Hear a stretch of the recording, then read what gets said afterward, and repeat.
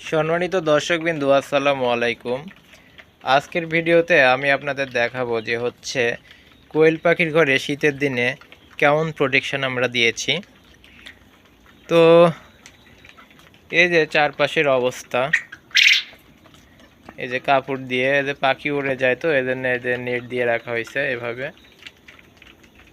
তো সবচেয়ে মজার ব্যাপার আমরা ঢুকি এই যে ফাঁকা দিয়ে, এই যে ফাঁকা দেখা যাচ্ছে, এই ফাঁকা দিয়ে আমরা ঢুকি। আর যখন বের হয়ে যায় তখন এই ফাঁকাটা দড়ি দিয়ে বেঁধে বন্ধ করে রাখি। তো খুব শীত পড়তেছে, আমাদের মাথায় এই যে ছাদের উপরও কাপড় দেওয়া আছে, এই যে নেট দেওয়া আছে।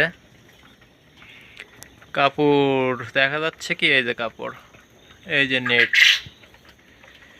আর চারপাশে এই যে ভয়ঙ্করভাবে সব কাপড় দিয়ে পর্দা দিয়ে রাখা হয়েছে।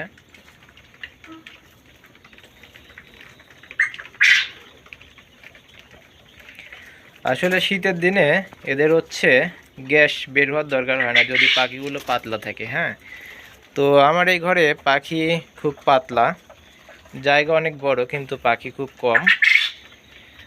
আমার এখানে সর্বোচ্চ কতগুলো পাখি হবে, এই 450টার মতো পাখি আছে।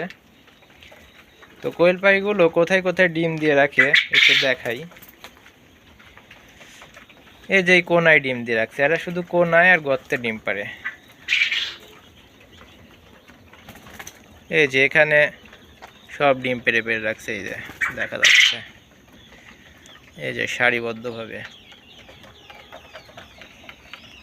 তারপরে এই যে এখানে গর্তে আছে মনে হয় কিছু।